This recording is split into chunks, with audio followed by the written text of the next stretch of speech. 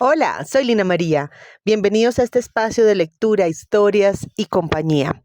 Vamos con la segunda parte y final de este precioso libro, El Siriaco, una historia de Laura Restrepo, escritora colombiana. Gracias por escucharme, gracias por darle me gusta a este audio y por compartirlo. Bienvenidos. Entre tanto, mamá Antonia busca al hijo con ahínco. Ha dejado atrás casa, tierras y cabras en abandono de los demás hijos para correr mundo tras el más amado. Lo pregunta donde quiera que llega y donde pregunta, escucha versiones. Indicaciones vagas, que lo vieron comiendo lechuga en las ruinas de una Alepo destruida por las bombas, que anda flaco como una gata y no se mete con nadie, o por el contrario, que relumbra de bondad y derrama gracias y curaciones. Se contradicen las gentes, no se ponen de acuerdo.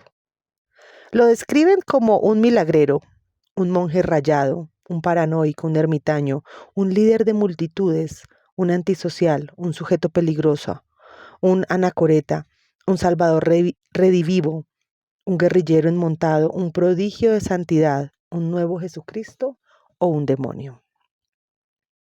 A la madre, pobre mujer, le ponen la cabeza como un bombo con tanto cotorreo y la mandan tras huellas falsas. Cuando llega por fin a un paradero auténtico, hace varios veranos que el hijo se fue allí y anda ya por otros mundos. Ella lo llama a gritos por las montañas. ¡Siri! ¡Siri! Hay quien compadece su angustia de madre y le ofrece un buñuelo o un tazón de mazamorra o la deja pernoctar en su cocina. Los demás no oyen sus lamentos ni se percatan de sus urgencias. Estos no son tiempos ni lugares que tengan a las mujeres en cuenta. Entonces nunca encuentra mamá Antonia al hijo. No se me anticipe. En algún momento, ella escucha hablar de una cierta aldea, Telendos o Telánisos, donde causa revuelo un santón que bala como una oveja. ¡Ay! ¡Ese es el mío!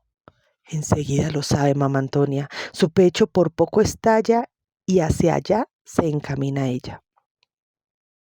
Se va acercando al lugar por entre un arrume de andamios, grúas, jumentos de carga, cimientos, excavaciones, polipastos, descargas de cemento y piedras. Mucho revuelo y mucho polvero. Está claro que aquí andan construyendo algo importante, quizá una pirámide o un teatro de la ópera o una terminal de trenes. Sucede que, dada la extrema premura de las circunstancias, Olibrios el Rico le ha encargado su megaproyecto arquitectónico que consiste en puente entre columna y columna, más centro comercial en torno, con ala de alojamiento y restaurantes, a dos grandes empresas constructoras, 7 peritos y 28 capataces, que a golpes de látigo movilizan a 300 albañiles y a una innumerable cantidad de mulas y caballos de carga, sin contar a los extras o alarifes auxiliares, a quienes solo les paga con salchichón y cerveza. Las obras van avanzando al ritmo deseado y sin grandes descalabros. El propio Librios garantiza que así sea, supervisando personalmente hasta el último detalle. Mamá Antonia se abre paso a codazos, esquivando a los hombres que cargan ladrillos, evitando caer en las zanjas, maldiciendo a los mulos que amenazan con arrollarla. De este punto en adelante las mujeres no pasan. Se le atraviesa un guardia con bigotes y ojillos de nutria, pantorrillas poderosas y sandalias griegas. Es que vengo a ver al santo, implora ella. No más eso, no vengo a nada más. Deja pasar a esta pobre vieja. Ya no se puede. Vengo a traerle berros y nabos, mire. Se los hago llegar y enseguida me retiro para no molestar a nadie. Mamá Antonia le besa las manos al chafarote, pero este no se conmueve y la sacan pellones. Las mujeres atrás, ya le dije. Ella se escabulle, avanza en 4 patas, se hace la invisible, pretende colarse por entre las piernas de la autoridad. Al fin de cuentas, a una cucha en chanclas no la nota nadie, pero sí que la pillan y la sacan de allí y la mandan a la explanada trasera, la que han designado para el mujererío. que se tenga de atrás el que no sepa lo testarudo que puede llegar a ser el amor de madre. Y si es emperrado el hijo que esta señora parió, ella es más empecinada todavía y no va a dejar que la derroten tan fácilmente. Y menos ahora, cuando por fin cree haber encontrado rastro de su idolatrado Siri. Mamá Antonia es lo que llaman una mujer recursiva. La vida le ha enseñado a hacerlo. Se echa por la cabeza su rebozo de bolita que tiene más años que ella. Se pone de pie, se frota las manos, hinchadas las coyunturas en dedos flaquitos, y se dedica a rebuscarse a orillas de la mega construcción un rinconcito propio, preferiblemente en loma para que no se le encharque. Con 4 palos y un lienzo se monta una tienda con fogón en medio y se instala a vivir. Se abre su espacio discreto en la inmensidad del universo y en medio de la montonera. Y ahí se propone a esperar, hasta que San Juan agache el dedo, o sea, para siempre, si fuera necesario. Si no estuviera yo tan jodidamente vieja, piensa ella. Va chancleteando de acá para allá, por entre el apretuje de la gente. Se roba de la obra unos azulejos y algo de cemento. Se gestiona un poco de agua. Alguien le presta una cazuela abollada, otro le socorre una manta. Y deje y verá que por ahí debe haber un tronquito, alguna cosa que le sirva de almohada. Y así va mamá Antonia, juntando chamizos para prender un fuego y hervirse un caldo. Más le vale conseguirse un buen garrote para ahuyentar a los lobos que merodean en la noche. Y ahí va ella, viendo a ver cómo le hace para instalarse. Su nueva vivienda no será un 5 estrellas, pero qué importa. Y se promete a sí misma que no va a morir, que aguantará contratiempo y marea hasta llegar al hijo, pase lo que pase. Viviré para ver ese día, le dice a quien quiera oírla. Atarraditos va trayendo tierra negra y se organiza una mini huerta donde siembra verduras que, según le han dicho, es lo único que come el anacoreta. Busca por ahí algún muchacho que pueda traspasar la barrera de los celadores y llegar al otro lado, acercarse a la columna antigua y hacerle subir al santo un par de pepinos y un ramito de cilantro, mediante la soga larga con polea y canasto que para ese fin han instalado los discípulos del santo. Pero tiene que ser ya, corra pues, antes de que trasladen a mi hijo a esa otra columna más alta. Mire y verá, ya están construyendo el puente que lo llevará de una a la otra. Corra, muchacho, vuele. Grítile a Siri que ahí le manda a su madre, le pide al emisario. De día, mamá Antonia trabaja en su huerta incansable y va escuchando los decires que circulan, una ola de chismes. Que si el siriaco tal, que si el siriaco cual. Gracias a las murmuraciones se pone al tanto de la vida y milagros del hijo de sus entrañas, su existencia santificada de sacrificios y de renuncias. Todo eso procesa esta madre coraje y todo lo traga entero. Pero en las noches no duerme, se queda dándole vueltas a la cuadratura del círculo. No logra entender cómo es posible que Dios necesite y acepte el suplicio de un hombre. Y sobre todo, ¿por qué ese hombre tenía que ser precisamente el Siri? Si tanto te urgía, Dios mío, le reclama, al menos hubieras escogido a otro. Entretanto, la magna construcción avanza y la nueva columna destinada al estilita, primordialísimo protagonista, va quedando erigida en todo el centro, alta y esbelta como un lirio. Dicen que irá rematada en orden corintio, con fuste acanalado y a manera de capitel. Tendrá hojas de acanto talladas en mármol. Sobre el capitel ajustarán una plataforma con barandal y medio techo, que estará dotada de instalación sanitaria. Toda una novedad en materia técnica. Dicen que cuando está lista, será una pilastra espléndida y sólida, de 15 varas de altura, y que en bajo relieve policromado relatará los hechos del siriaco. Monumento como este ningún otro estilita tendrá ni tiene. Se corre la voz de que a la plaza de armas piensan llamarla Times Square, pero enseguida la gente monta chacota y la apodan End of Times Square o Plaza del Final de los Tiempos. Así que las autoridades desestiman el bautizo de esos términos. Barajan más bien otros nombres: Place de la Concorde, Piazza de Popolo, Puerta del Sol, Midán Tajir, Tenochtitlán, Plaza de Mayo.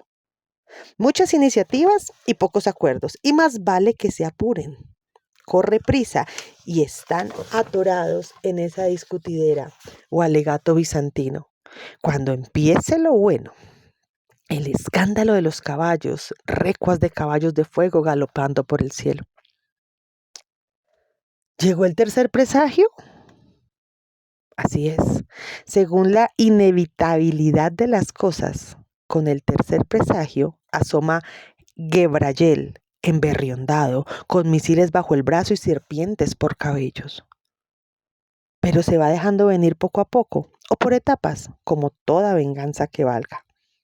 Gebrayel se la sirve fría. Su anuncio va naciendo de madrugada y apenas con rumor. A un Olibrios todavía dormido le llegan hasta la cama con la noticia de que alguien le prendió fuego a su bien más preciado. Las pesebreras donde alberga a sus 100 potrancos de raza o caballos místicos, tan suaves como la seda y tan brillantes que parecen que llevaran la luz por dentro. Bestias siderales, altivas, antiguas, de mirada inteligente y cabeza afilada al cabo del largo cuello arrogante. Rasgos que le da cierto aire de pájaro o de grifo. Animales orgullosos, sabedores de su don, la belleza absoluta, y estilizados hasta lo sublime, como pintados por el Greco. Que yo sepa, el Greco no pintó caballos. Ay, sí que pintó unos cuantos, sobre todo blancos. En fin, el Greco no viene a este cuento. Lo que hay es caballada, soberbia y digna de los dioses, para decirlo en una sola frase.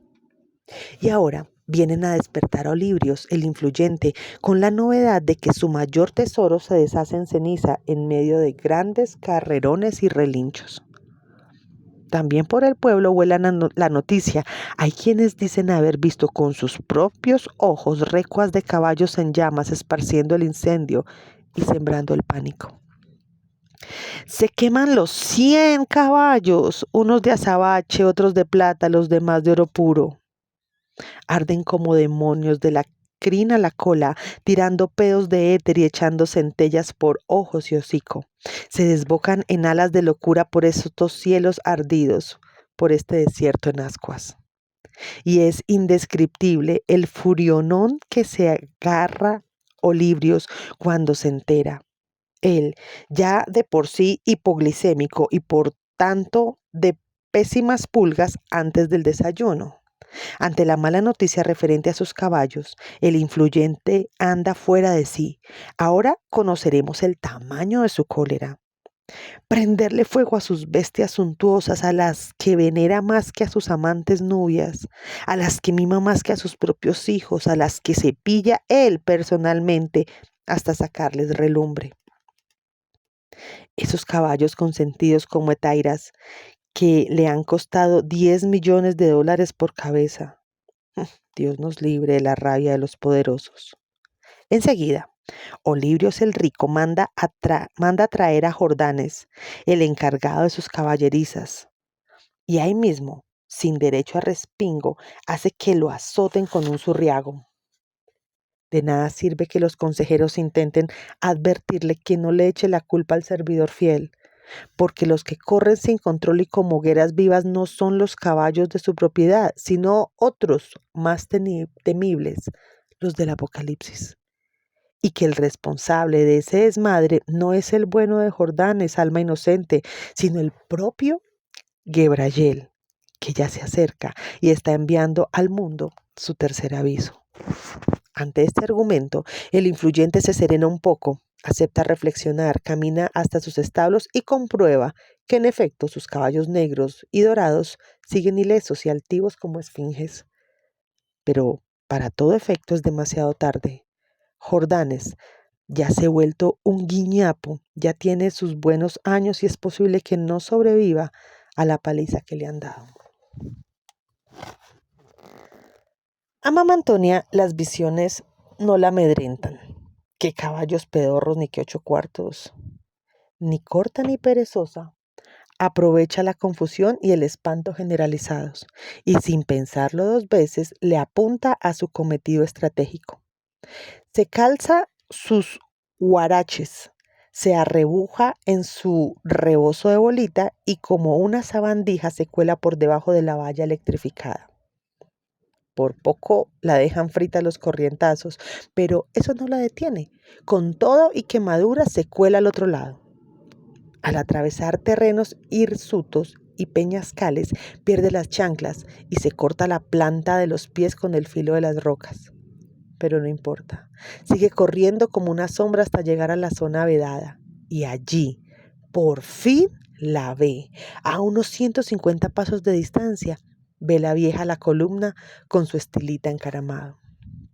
Y encuentra por fin a su hijo, tras haberlo buscado la vida entera. Lo encuentra y en ese instante se corta en dos el tiempo de la historia. Lo encuentra y en él se encuentra, se reconoce y lo reconoce. ¿Cómo podría haber sido de otra manera si él es carne de su carne y sangre de su sangre? Si él es ella misma, pero más joven, con otro empaque y embeleco propio. Mamá Antonia encuentra al hijo de sus entrañas, pero no puede abrazarlo, apretarlo contra sí, curarle el archipiélago de laceraciones, dormirlo en sus brazos, soltarle la ristra de quejas y de reproches que viene acumulando desde hace tanto, cantarle unas cuantas verdades, llamarlo al orden. Nada de eso puede hacer, porque el hijo está lejos del alcance. Baja, hijo, le ruega, baja un momento, cúrame este dolorón de espalda que me está matando, como cuando eras niño, ¿recuerdas? Baja, hijo, no seas necio, mira que me estoy volviendo vieja. ¿Y él baja? Él no responde, se encuentra más allá, entregado a su misión, tragando dirigibles y transportado en vuelos cósmicos. O a lo mejor andaba absorto en la desbandada de los caballos. Lo mismo da.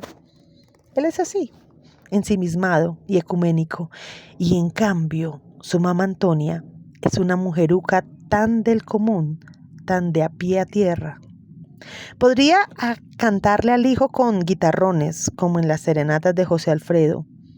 Tú y las nubes me traen muy loca, tú y las nubes me van a matar, yo para arriba volteo muy poco, tú para abajo no sabes mirar. Qué desgarro en su pecho de madre cuando cae ante el hijo doblada en dos y de rodillas, viendo allá encaramado a su niño, convertido ya casi en cadáver, en fenómeno de feria, en cuerpo maltrecho hasta la agonía, apestoso y demente, esquelético, mechudo y tuerto. Con pañuelo de 4 nudos en la cabeza, como hincha del Boca. ¡Ay, de mi niño lindo! ¡Ay, de mi Siri! Olvidado de sí, el hijo de sus entretelas, y desde luego, olvidado de ella, así lo ve la madre. Allá arriba él, como en un trance. Qué tristeza y qué vergüenza, ni que fuera simio su muchacho.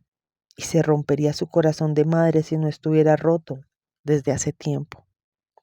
¡Ay, de mi niño! ¿A qué hora te dio por esas? Le grita ella. ¿Y dices que esa es tu forma de alabar a Dios? Pues que Dios te perdone, hijo, por el espectáculo impúdico de tu desnudez y por tus ínfulas. Bájate de ahí, cariño, ya déjate de rarezas. Ven que te limpio la cara y te doy de comer. Vuelve a casa, que no hay quien cuide el rebaño y tus hermanos resienten mi olvido y tu desprecio. Ya estuvo bueno de indocilidades y de insolencias. Yo te perdono, hijo mío, borrón y cuenta nueva, pero ahora vuelve a casa. Vivamos la vida discretamente y con humildad como Dios manda. Pero la columna salta y su voz no llega. Por más que le grite, él no atiende ni entiende y ella no atina a encontrar la manera. Lo que está pasando en él, su madre no puede verlo aunque lo tenga delante. Es un fuego lento que lo hace arder sin quemarlo. Ha aprendido a vivir tan adentro de sí que está a años luz allá afuera. Espabila, hijo, se queja ella, que andas borracho. Borracho de luz, responde él, como hablándole al aire, y traigo de allá noticias buenas. ¿De allá dónde, hijo? De allá, del universo. ¿Y esas noticias cuáles serán? Que todo está bien, todo está en paz. El Creador extiende su unidad. ¿Quién te dijo semejante cosa? Me lo dijo la voz. ¿Y qué voz es esa? La que me dice, yo soy la luz. ¿Qué más te dice la luz? Con eso me dice todo. ¿Y ese alboroto horrible de caballos, acaso no te enteras? Sí que lo ve el santo, espléndidamente. Desde allá arriba se divisa la estampida como en Cinema Mascope, como si fuera carrera de carros entre Mesala y Bejur, en la superproducción que lleva el nombre de este último. Pero aquella visión tremendísima no perturba la creencia de Siri, en que todo horror es solo una ilusión y Dios se esconde tras él. Esa voz que habla contigo, insiste mamá Antonia, ¿no te ha dicho acaso que están a punto de sembrarte en el centro del patio más principal para convertirte en bufón del poderoso? Quieren tu alma limpia para trapear el piso. Vamos, hijo, bájate de allá. Dile a esa voz que está trazada de noticias como, así que todo bien, sí, todo va para el carajo. Vámonos, Siri, que en tiempos oscuros es mejor estar en casa. Se deshace en lágrimas la mujer y quisiera ver al hijo con otros ojos, valga decir, verlo como lo ven los otros o como se ve a sí mismo. Una testa colosal desprendida del resto del cuerpo, tan inmensa y sobrehumana como las cabezas olmecas en las planicies de Papaloapán o los cráneos de piedra de la cadena del Toro. Es decir, una entidad semidivina, inmensa, a salvo de la corrupción terrena y más allá del bien y del mal. Pero no es eso lo que ve la madre. Ay, hijo mío, llora ella, y del fondo del pecho le sale un lamento viejo como el mundo. Ay, ay, ay, ay, ay, ay, ay, como había sido antes, tantos años atrás. Ay, ay, ay, se me cayó mi niño y se raspó un codo. Ay, ay, ay, le picó una avispa. Ay, ay, ay, que le dan las fiebres de angina o los cólicos de estómago. Ay, ay, ay, como cuando él era un pequeño y se quejaba. Los primeros vocablos del niño son los de dolor. Ay, ay, ay. Y ese sonido familiar tan quedo, tan delgadito, se cuela por el caracol del oído del santo trayéndole el recuerdo de aquel otro tiempo en que la santidad se daba por descontada y flotaba en el aire, sin etiqueta, sin nombre. ¿Las ovejas, madre? Pregunta el siriaco, como si algo muy profundo se hubiera roto en él, o como si algo muy profundo hubiera sido recuperado. Digamos que las ovejas fueron su Magdalena prusiana, o algo por el estilo, la lente que le permite verse con nuevos ojos y adivinar en su propio afán de alturas el germen de la insolencia, tal como había advertido el viejo Isaías de la Biblia, profeta de tiempos de antes. Subirás a los cielos, alzarás tu trono por encima de las estrellas, subirás a la cima de las nubes, querrás ser como el Altísimo. Y entonces Siriaco, Estilita de Telendos, toma una decisión y desciende. ¿Se bajó? ¿Quieres decir, se bajó de la columna? Ujú, así como lo oyes. Cuando ve aquella torre tan pretenciosa y encumbrada en la que están a punto de entronizarlo, el santo se echa la bendición y por la misma soga con la que le suben el pan, se va bajando de su tarima, poco a poco, hasta que llega ese momento histórico e irrepetible en el que se pone a pie a tierra y da el primer paso. One small step for man, dirá después desde la luna Armstrong. Un pequeño paso para el hombre, un paso inmenso para la humanidad. El siriaco ha incurrido por fin en pecado. Ahora sí, y de manera irrefutable, por culpa suya, y solo suya, el augurio destructor parece ineludible. Entretanto, el desarrollo del tercer anuncio estalla en un clímax grandioso. Los caballos se desbocan dejando a su paso deslumbrantes regueros de chispas y océanos de lava. La rebelión de los purasangres anuncia que ya está encima, triste, solitario y final, el día del acabose. ¿El punto de no retorno habrá empezado a desenchiparse? Es posible. Pero no es eso lo que inmuta al siriaco, para quien no hay pronóstico que valga, porque lo venidero ha ocurrido ya, y Armagedón no pasa de ser un desajuste momentáneo en medio de la gran calma de Dios. ¿Acaso no reconoce su gran pecado? ¿Quién sabe?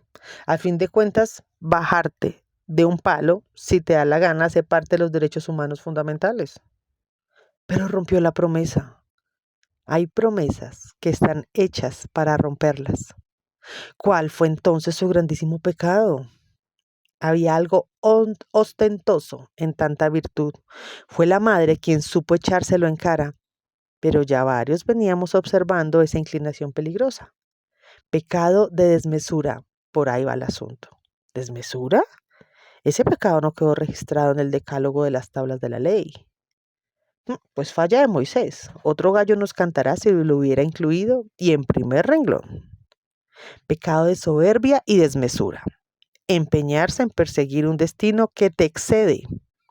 Ibris, que llaman, desconocer los límites de lo humano o pedar por encima del culo, para hablar en cristiano. ¿Para qué le caes al Santos habiendo tanto pecador suelto? A mí me gusta ese hombre. Peque o no peque, no solo se está bajando de su columna, sobre todo se está bajando de su propio prestigio. Más difícil todavía.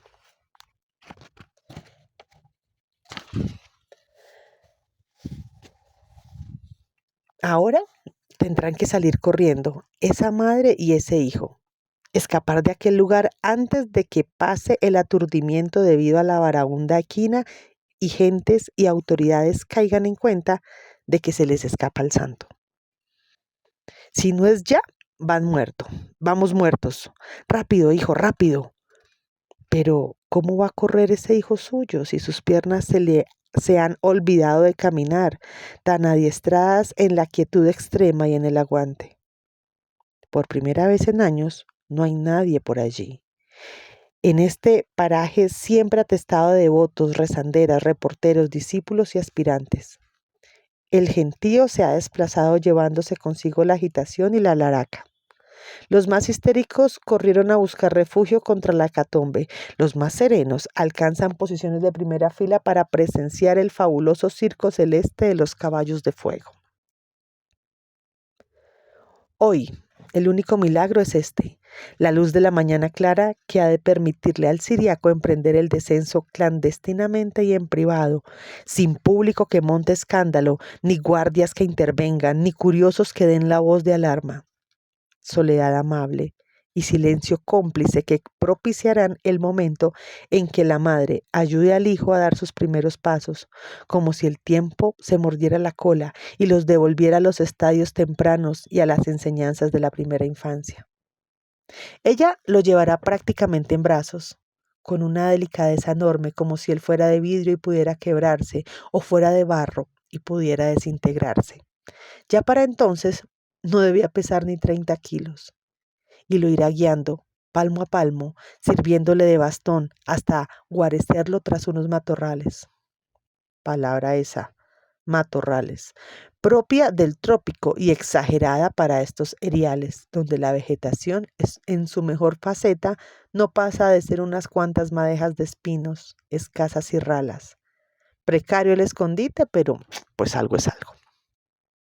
Allí dejará la mamá Antonia a su hijo dilecto, acomodado entre unas pajas cual niño Dios en pesebre, mientras ella corre a lo que dan sus fuerzas a donde se afianzan las obras monumentales. Habría que verla, remozada por la dicha del reencuentro, acicateada por un chutazo de adrenalina e impulsada por el único y fiero propósito del escape. La viejuca volará descalza por esos pedregales con la agilidad y el nervio de una cabra joven. Las obras cívicas de Olibrios, hasta la noche anterior hirvientes de actividad y ruidajón de máquinas y gritos de hombres, a partir de esta madrugada permanecerán desiertas y paralizadas, como si al escenario lo hubiera congelado una capa de hielo, como en el castillo de la Bella Durmiente o como en Pompeya, tras la lluvia inesperada de lava y ceniza. Aquí, las rutinas y los oficios también han sido dejados de lado. Interrumpido el trasiego de materiales, suspendidos en seco la construcción y el derribo, abandonados y quietos como el uso del castillo de Marras, han quedado los montacargas y los compactadores, los tacómetros y altímetros, las plomadas y los yunques. Alguien dejó tiradas las sondas, las palas, los clavos, las masas y cuerdas, las palancas y pistones, los mármoles y granitos, los morteros y maderas. Han huido los quadratarius, los lapidarios, los escultores, los lampistas y los paletas, los arquitectos, los sacamicas. Aquí no queda nadie, ni se mueve nada. Atolondrados por igual los capataces y los obreros, los que llevan el látigo y los que ponen la espalda. Todos se han unido al resto del pueblo en desbandada general, desde Olibrios el rico hasta sus consejeros, esclavas y caballerangos.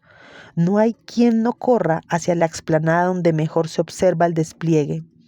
Todos boquiabiertos y atemorizados, mirando al cielo con suprema ansiedad, pendientes de saber cómo será que se cumplen los pronósticos nefastos. Sacando provecho de esta deserción tan extensiva y para ella tan conveniente, Mama Antonia se cuela a esa zona electrificada que trae carteles de obras en proceso. Perdone las molestias y busca lo que traen en la mente hasta que lo encuentra. Una carretilla. Le echa mano, se la apropia y con ella baja hasta donde la espera el hijo, acurrucado tras el espino enmarañado. Le acerca entonces la carretilla, lo ayuda a levantarse y acomodarse. Con chamizos le medio cubre el cuerpo, le oculta el rostro con su rebozo de bolita y se vuela con él desierto adentro. Pero ni siquiera una madre tan obstinada puede impedir que la carretilla se vaya enterrando por esos arenales. La marcha es lenta y dificultosa. Esa es la verdad. La huida está tardando demasiado. Atrapen a esa vieja, véanla, ya va. Atrápenla. Se robó una carretilla la muy zorra. El grito de uno de los capataces hubiera podido despertar al mundo. Y siguiendo sus órdenes saldrían enseguida 2 o 3 obreros en la persecución. No parecería difícil alcanzar a la infractora. No es mucho lo que puede correr una anciana con una carretilla que se le atasca a cada nada. En un santiamén quedaría cumplida la orden. De 2 zancadas habrían llegado hasta ella para atajarla, a ella y al infeliz que llevaba cargado. ¿Entonces recuperaron la carretilla? Aseguran que sí, y que el grito de ¡ladrones! ¡Malparidos rateros! Procedieron a moler a los 2 fugitivos a palo. Los molieron, literalmente, nunca mejor utilizado el término. Mataron a golpes y volvieron con pota a la mujercita y al desgraciado que iba con ella, a quien por supuesto no reconocen, ni remotamente, ni se les pasa por la cabeza que pueda tratarse del prestigioso estilita tan venerado, tan decisivo para los planes del rico Olibrios en estos momentos cruciales, el único ser que nunca ha pecado, o al menos muy poco, el emisario de Dios, el asceta de gloria extendida por el Levante y sus vecindades. No barruntaron aquellos hombres a quien estaban liquidando a garrotazo limpio. No lo supieron, ni lo sabrán, ni ellos, ni nadie. La muerta era apenas una vieja sin zapatos y sin nombre, y el muerto apenas un despojo, un semicadáver como tantos y tantos que se dejaban venir por aquellos lares a ver si de pronto la salvación los favorecía por efectos de la fe o por carambola. Uno más entre los que iban llegando comidos de lepra o afectados de tisis o fulminados por los ataques. Uno más entre docenas de boquinches endemoniados, paralíticos, tullidos, sidosos, ciegos o mutilados que constituyen la inmensa masa doliente. Uno más, y nada más. Al fin de cuentas, Santo Ciriaco Estilita, tan afamado, tan importante y tan milagroso, venía siendo demasiado igual a aquellos miserables surgidos de sus milagros. Aunque ese mismo argumento no deja de ser cierto si se lo lee en reversa, o sea, para el otro lado, precisamente porque no reconocen al santo ni se dan cuenta de quién se les escapa. Precisamente por eso los dos prófugos se salvan.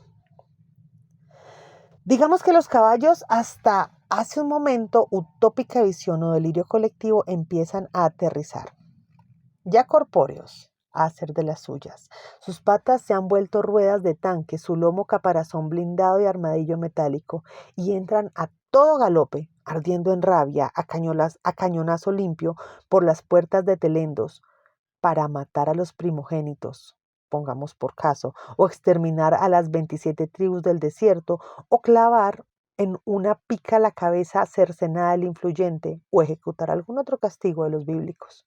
Pongamos por caso. Y en medio de semejante atafago, suena inverosímil que alguien demuestre preocupación por una vulgar carretilla. Por ahí hace agua esa versión, que se diría oficiosa y amañada. No se conoce el capataz que deje que maten al mayor de sus hijos o que otros cuadrúpedos le incendian la casa, solo por recuperar una triste carretilla que al fin de cuentas pertenece al amo y nadie lo conoce. Entonces lograron fugarse. ¿La madre y el hijo se fugaron? La madre es habilidosa, eso ya se sabe. Haciéndose pasar por una del montón, habría ido suplicando: déjame pasar, se me muere mi hijo, es mi primogénito y está muy enfermo. Si no me lo llevo van a liquidarlo estos tanques invasores y atarbanes. O también: déjame pasar, tú, obrero de la construcción, o tú, guardia pretoriano, ve a ocuparte de tus propios hijos en vez de estar aquí jodiendo a los ajenos. Y se habría salido con la suya. Puede ser, ¿por qué no? Versiones hay varias y una sola cosa verdadera.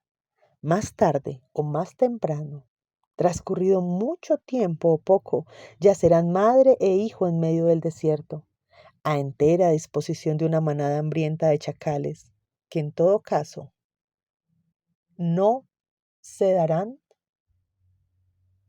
un gran banquete con ese par de flacos. Bastarán apenas 2 mordiscos para dejar a Telendos o a Telánisos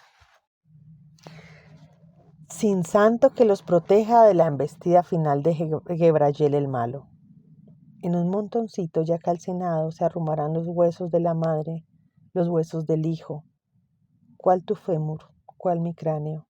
Ya indistintos y revueltos con los restos de otros muertos silenciosos de la tierra y de los nonatos. Como fuera en un principio, cuando todos se hacían bola en un solo ser, o antes, todavía, cuando aún no eran nada y flotaban en la levedad más diáfana, a donde habrán llegado los dos y habrán logrado quizás la santidad anhelada. Serán lo gris contra lo gris, copiando incansablemente el color de la arena. Y entonces, ¿qué hay de los relicarios que circulan con astillas de los huesos del Ciriaco? Falsos como toda reliquia, irreales como todo santo, sin dolores ni contradicciones, sin vanidades, y para siempre, madre e hijo serán dos, y serán todos, y serán con todos, o sea, piedra entre las piedras, o tigre de Bengala, que sabe mimetizarse en los pastizales. Y no ostentarán honores, no tendrán carnet de identidad ni pagarán impuestos y sabrán desentrañar por fin el secreto del sensontle que imita el trino de otras aves, el ruido de una sierra eléctrica y la detonación de un disparo. Ya pondrán sus huesitos pelados preguntarle al pájaro políglota: si yo cantara un aleluya, ¿tú sabrías imitarme? Y el sensontle repetirá como un eco sus palabras. El desierto Se tragará al siriaco y a su madre, y nadie hará reliquias con sus restos. No habrá esperanza, y no habrá temor tampoco. Muy bien, así terminamos este cuento mágico del Siriaco de Laura Restrepo. Bueno, ¿y quién es Laura Restrepo? Aquí dice: nació en Bogotá en 1950 y en 1986 publicó su primera obra, Historia de una traición, que en 1995 sería reeditada como Historia de un entusiasmo, seguida por las novelas La isla de la pasión, Leopardo al sol, Dulce compañía, La novia oscura, La multitud errante, Olor a rosas invisibles, Delirio, Demasiados héroes, Hot Sur, Pecado, Los divinos y Canción de antiguos amantes. Sus novelas se han traducido a 32 idiomas y han merecido varias distinciones, entre las que se encuentra el Premio Sor Juana Inés de la Cruz de novela escrita por mujeres, el Prix France Culture, premio de la crítica francesa a la mejor novela extranjera publicada en Francia en 1998, premio Arzobispo Juan de San Clemente en 2003, premio Alfaguara 2004 y premio Grinsan Cavour en el 2006. Seguramente a esta fecha ya ha recibido muchas más distinciones. Está considerada por el público y la crítica como una de las grandes voces de la literatura actual en español. Muy bien, y así terminamos este viaje maravilloso de la mano de Laura Restrepo. Gracias por escucharme, gracias por darle me gusta a este audio y por compartirlo. Hasta pronto.